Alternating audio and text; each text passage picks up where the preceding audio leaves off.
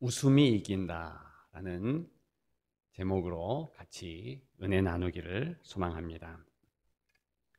어제 우리 교회 청년들 결혼식이 있었습니다. 코로나 전국이라 결혼식이 쉽지 않았습니다. 하객들은 전부 마스크를 써야 했고 주례자도 역시 마스크를 써야 했습니다. 오직 신랑 신부만 마스크를 쓰지 않아도 괜찮았습니다. 제가 주례를 하면서 마음을 다해서 그렇게 주례를 했습니다. 처음으로 마스크 쓰고 주례했거든요.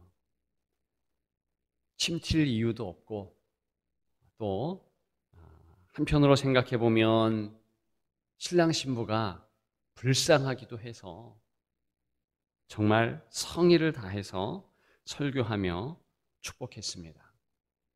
그런데 가만히 생각해 보니까 오히려 성경에서 말하는 그런 결혼 예배답다는 생각이 들었습니다. 식장에 50명 넘으면 못 들어오지 않습니까? 늦으면 바깥으로 쫓겨나는 거예요. 이를 갈며 슬피 울어도 들어올 수 없습니다. 여러분, 요즘 차를 한 잔 마시러 찻집에 가도 카페에 가도 방명록에 반드시 이름을 쓰게 되어 있습니다.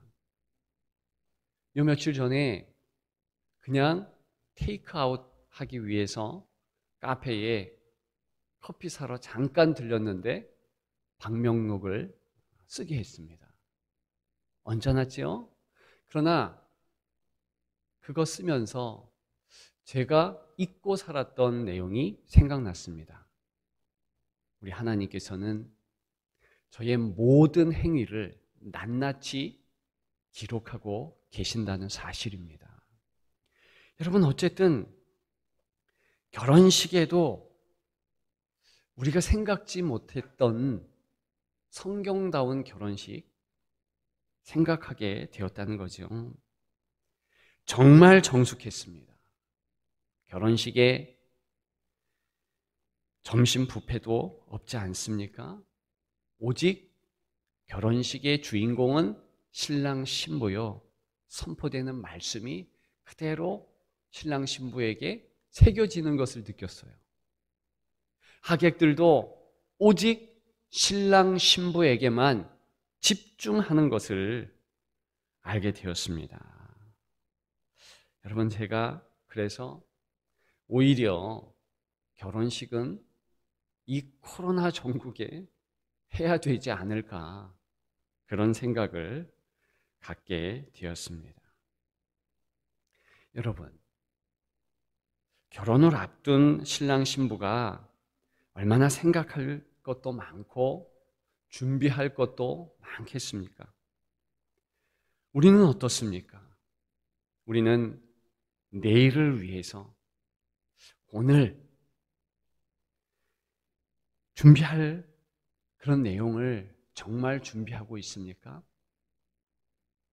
아니, 오늘을 위해서 지금 당장 준비할 것을 준비하고 있는지요?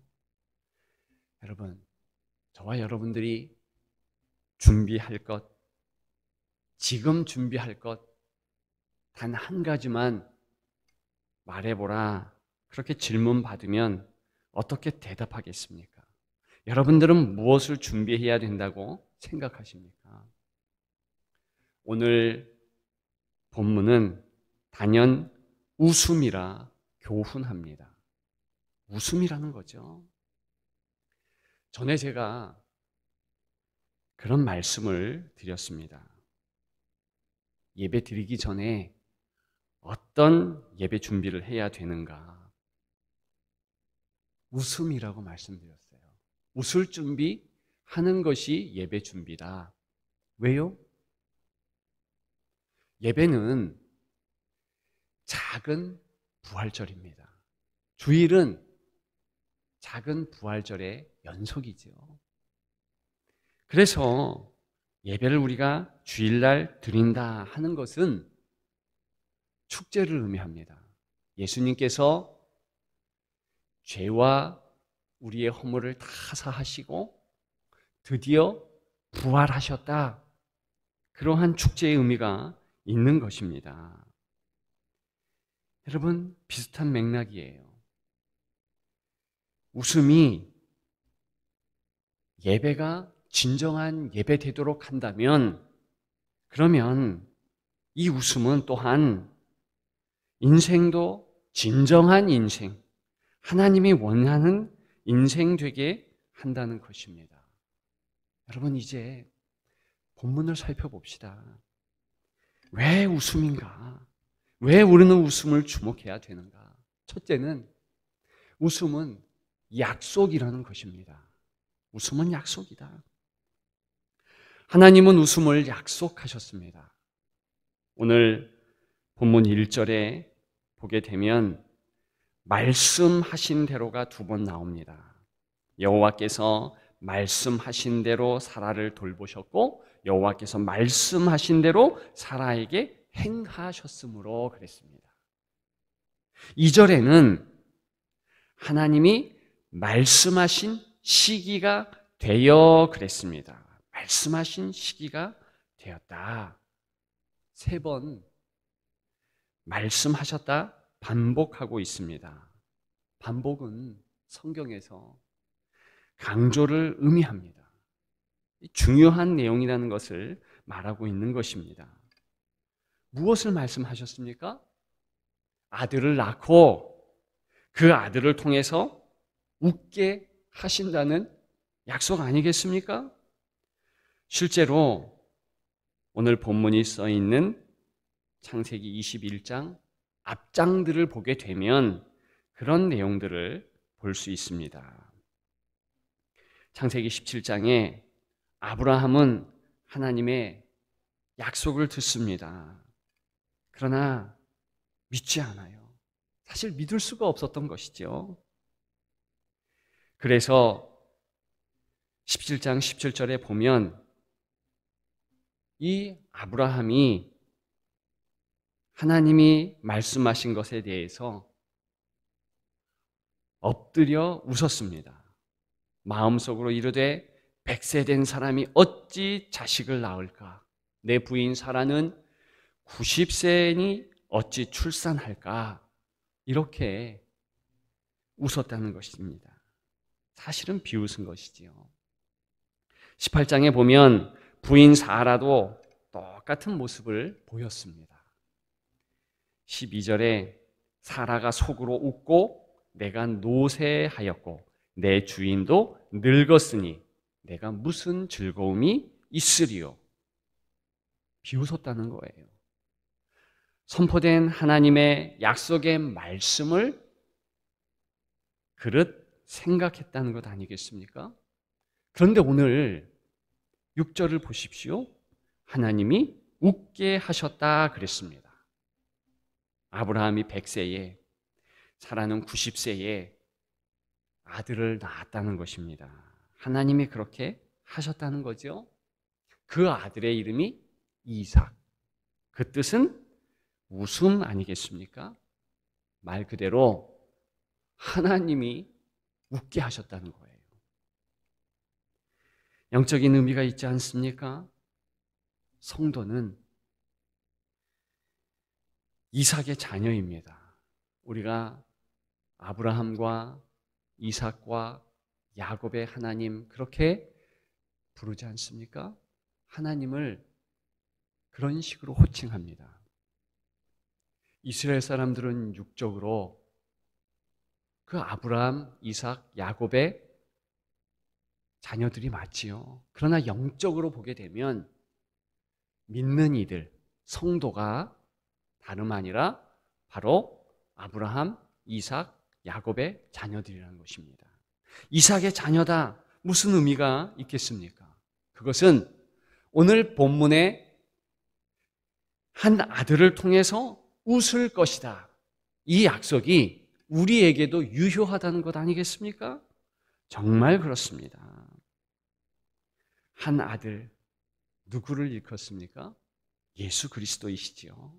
이삭은 예수 그리스도를 예표하고 있는 것입니다. 여러분, 성경에 보게 되면 정작 우리 예수님 공생의 당시에 한 번도 웃은 적이 없으십니다. 한 번도 웃지 않으셨어요. 사실은 기록면에서 없다는 것이지요. 반면에 여러 번 우는 모습은 기록되었습니다. 저도 설교를 통해서 그 예수님의 우는 모습에 대해서 말씀드린 적이 있습니다. 언급했었지요. 사랑하는 제자 나사로가 죽었습니다. 그 죽음에 대해서 애통해하는 동생들과 유대인들을 보면서 역시 예수님도 불쌍하게 생각하시면서 우셨다는 것이지요. 또 예루살렘 성전 보면서 예루살렘을 향하여서 눈물을 감추지 않았습니다. 그런 것들이 기록되었죠. 여러분, 그러나 완전하신 인간의 모습을 가지신 예수님께서 희노애락 그 가운데 웃는 모습만 보이지 않았겠습니까? 그렇지 않습니다. 사실은 웃으셨겠지요. 기뻐할 때도 있으셨겠지요. 실제로 누가복음 10장에 보게 되면 예수님께서 70인의 제자들이 전도한 이후에 전도 보고를 받을 때에 기뻐하셨습니다. 성령으로 인하여서 기뻐하셨다는 기록은 있습니다. 그럼에도 불구하고 성경은 유독 예수님의 활짝 웃는 모습, 박장대소하는 그런 모습을 일부러 감춥니다. 왜 그랬을까요? 그것은 우리 예수님께서 이사야 53장에 기록했듯이 우리의 질고를 지고 우리의 슬픔을 담당하셨기 때문에 그렇습니다. 우리의 모든 슬픔과 고난과 죄의 형국을 다 담당하셨다. 그래서 성경은 일부러 예수님의 웃는 모습을 생략했던 것입니다. 그만큼 성도의 아픔과 고난을 감당하셨죠. 그리고 우리 삶의 웃음을 약속하신 모습이었다는 것입니다. 그렇기 때문에 우리 예수님께서는 우리가 살아가면서 우리 스스로가 웃고 하나님께 영광을 돌리는 그 모습을 기대하신다는 거예요. 그 유명한 요한복음 16장 33절에는 무엇이라고 예수님께서 우리를 향하여 말씀하시면서 힘내라 응원하십니까? 세상에서는 너희가 환난을 당하나 담대하라. 내가 세상을 이기었노라. 이때 담대하라는 헬라어 원문은요, 사실은 활력 넘치게 하라는 거예요. 사실은 기뻐하라는 것입니다. 따라서 기뻐하라, 내가 세상을 이겼노라. 이렇게 번역해도 괜찮다는 것입니다. 정말입니다. 우리가 웃으면서 기뻐하는 것, 주님이 원하시는 것이고 주님이 이미 약속하신 것이요, 우리가 향유해야 될 내용인 줄 믿습니다. 기뻐하시며 감사하며 감격하는 우리가 되기를 주님의 이름으로 축복합니다. 여러분, 두 번째, 웃음은 성숙이라는 것입니다. 웃음을 통해서 우리의 성숙의 단계를 알 수 있다는 거예요. 여러분, 말씀드렸죠? 아브라함과 아내 사라 처음에 하나님 약속의 말씀에 대해서 비웃었습니다. 그런데 오늘 본문에 보니 그 비웃음이 어떤 과정을 통해서 참된 웃음으로 변화되었다는 것입니다. 그 과정은 성숙의 과정이지요. 힘들었을 것입니다. 아팠을 거예요. 그러나 그 아픔이 하나하나 켜켜이 쌓여서 참된 기쁨이 되었다는 것입니다. 여러분, 마가복음 8장에 보면 예수님이 맹인을 고치시는 내용이 나옵니다. 그런데 이 치유 기사의 이적이 다른 마가복음의 본문과는 다르게 이상한 과정으로 진행됩니다. 이 예수님께서 맹인을 이끌고 저 동리 밖으로 가시잖아요. 그리고 희한한 이해할 수 없는 행동을 하십니다. 어떻게 보면 하지 않아도 될 행동들을 계속하셔요. 그 맹인 눈에 침을 뱉어서 흙을 이겨서 그리고 바르시잖아요. 그러면서 질문하지 않습니까? 너 보이느냐? 그때 맹인은 뭐라고 대답합니까? 희미하게 보이되 사람들이 나무들처럼 보인다. 그렇게 대답합니다. 그때 예수님께서 어떤 행동을 하십니까? 손으로 다시 만져주십니다. 그리고 또 질문하시죠. 그제서야 또렷하게 보이기 시작했던 맹인을 우리가 목도하게 됩니다. 여러분, 왜 예수님은 단번에 고치실 수 있는데 두 번이나 이런 어떻게 보면 쓸데없는 행동을 하시면서 고쳐주셨을까?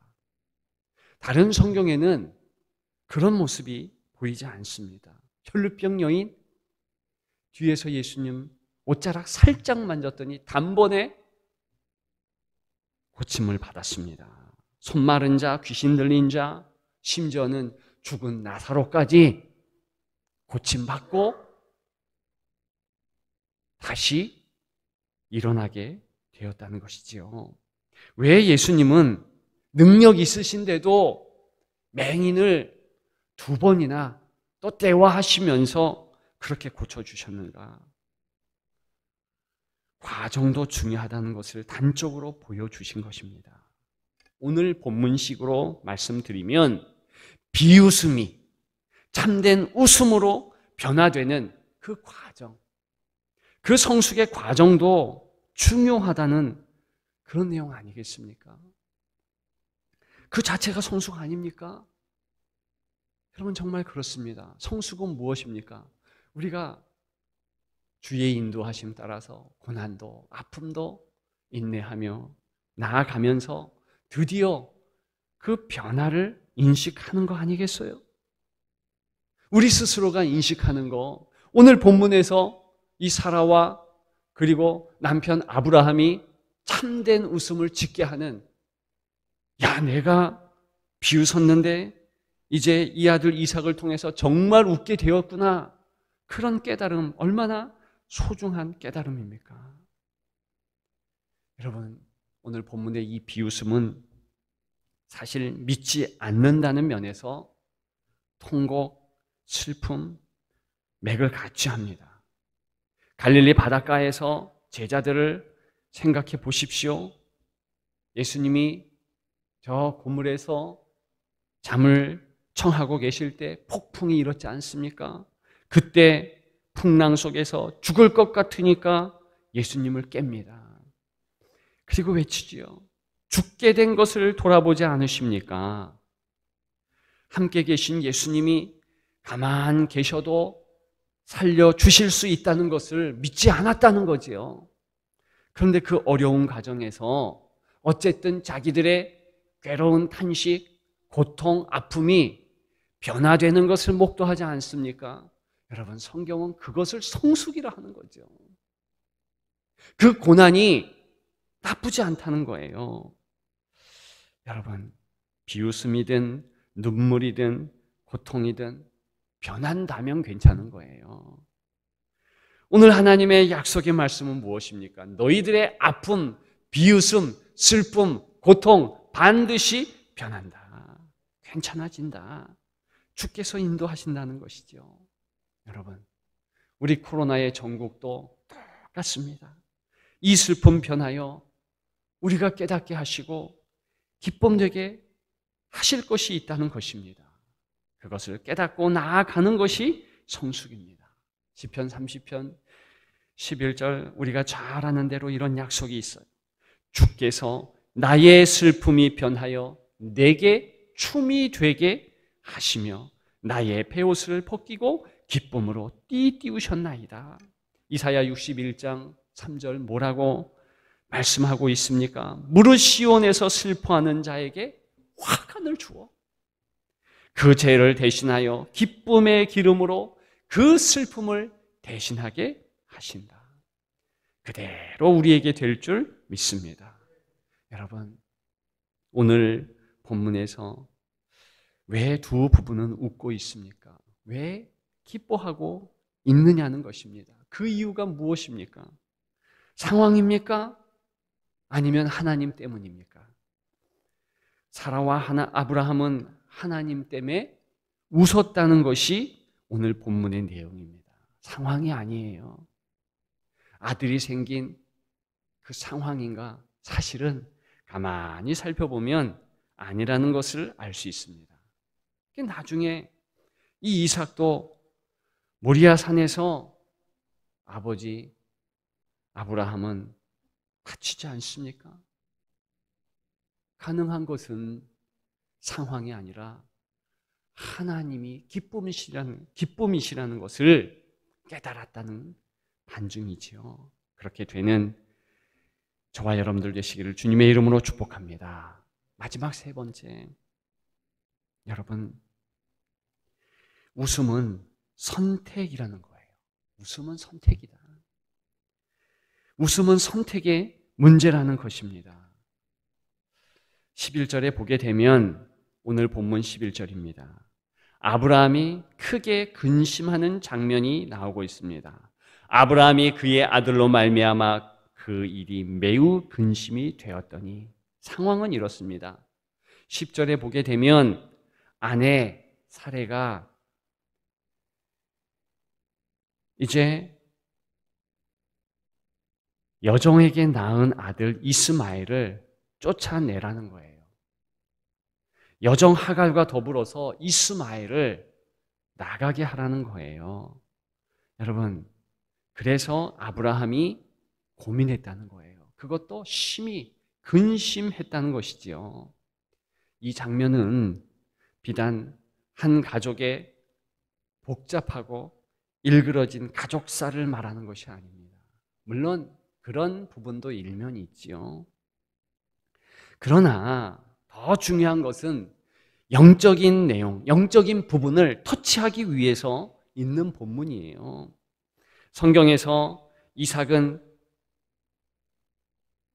영적인 씨, 즉 영의 일을 말하는 것이고, 이스마엘은 육적인 씨, 육의 일을 말하고 있는 것입니다. 특별히 아브라함이 이삭을 선택하고 그리고 하갈과 그의 아들 이스마엘을 이제 내보냈다라는 것은 영적인 선택의 영역을 강조하기 위해서 있다는 것입니다. 육적으로 보면 하나님께서 이스마엘도 지켜주시죠. 우리가 기억해야 될 것은 사실은 계속되는 웃음, 계속되는 하나님의 여유, 하나님의 생명과 평안을 위해서는 영적인 일을 선택해야 한다는 것입니다. 로마서 8장 6절에는 뭐라고 권면하고 있습니까? 육신의 생각은 사망이요, 성령의 생각은 생명과 평안이다. 즉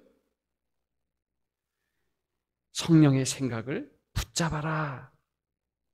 평안과 생명을 붙잡아라. 기쁨으로 승리하라. 그런 내용 아니겠습니까? 여러분, 우리 시대를 가늠해 보십시오. 바르게 인식하기를 축복합니다. 어떤 시대입니까? 동성애가 합법화되는 시대입니다. 돈이면 다 되는 시대예요.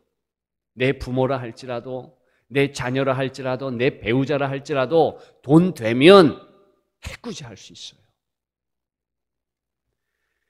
그런 시대입니다. 성도들의 입지가 점점 좁아지는 시대입니다. 여러분, 이럴 때에 우리가 영적인 일에 관심을 두는 것, 그렇게 결단하고 각오해야 된다는 것입니다. 여러분, 우리는 이럴 때 더 사랑하기를, 소망하기를 축복합니다. 더 사랑하자. 이럴 때에 더 웃자. 성령의 생각을 선택하자. 굳이 과거의 죄책감, 미래의 불안, 두려움으로 하나님께서 허락하신 오늘을 망치지 말자. 오늘을 잘 살아내자. 감사하면서 웃음으로, 기쁨으로 주 안에서 살자는 거 아니겠습니까? 여러분, 육신의 일, 육신의 생각 너무 거기에 매몰되지 마십시오. 그것도 어떻게 보면 월권이에요. 두려움에 사로잡히고 근심과 걱정에 가득한 거, 정말 그것은 성도로서 하지 말아야 될 것입니다. 하나님께 시선을 돌리십시오. 여러분, 세상은 탕자를 실패자라고 합니다. 왜요? 돈이 없잖아요. 왜요? 신발도 없고 몰골이 추악해지고, 그렇죠? 그런데 성경은 그를 실패자라 하지 않습니다. 남들은 다 실패자라 해도 성경은 그렇게 말하지 않습니다. 여러분, 스스로가 나 망했다 절망하는 그 이사야 같은 사람을 세상은 실패자, 그렇게 말할 수 있죠. 그러나 성경은 실패자라고 얘기하지 않습니다. 왜요? 한 가지 점이 다르죠. 이 탕자나 이사야는 하나님 앞에 자리했습니다. 탕자 하나님 앞으로 나아갔어요. 아버지 앞에 돌아갔습니다. 그리고 이사야, 나 망했다 하는 그 한숨과 탄식을 세상이 아니라 하나님 앞에서 그렇게 했다는 것입니다. 그것을 성경은 실패자라고 치부하지 않아요. 오히려 성공자라 말하는 것입니다. 다른 아무 것이 있지 않아도 하나님을 붙잡은 자, 정녕 성공자다. 실패한 자가 아니다 말하는 것입니다. 여러분, 실제로 탕자가 어떻게 됩니까? 하나님 잔치 자리에 가죠. 실제로 이사야는 어떻게 됩니까? 망하지 않는 은혜를 받지요. 내가 누구를 보낼꼬? 아멘. 나를 보내옵소서. 주의 선지 사역을 감당하지 않았습니까? 놀라운 은혜 가운데서 넉넉히 웃으며 승리한 탕자와 이사야였습니다. 여러분, 다른 사람의 평가, 심지어 나 자신도 나는 망했다, 문제되지 않아요. 우리 하나님께서 소망이 있다, 망하지 않았다, 인내하라 말씀하기 때문에 그렇습니다. 인내하면 룻과 같이 승리하는 줄 믿습니다. 협력해서 선을 이루는 것이지요. 여러분, 웃음을 선택하십시오. 정말입니다. 항상 웃으십시오. 쉬지 말고 웃으십시오. 범사에 웃으십시오. 어려울수록 더 웃으십시오. 그것이 믿음입니다. 그것이 승리의 비결입니다. 웃음이 이깁니다. 그런 여러분들 되시기를 주님의 이름으로 축복합니다.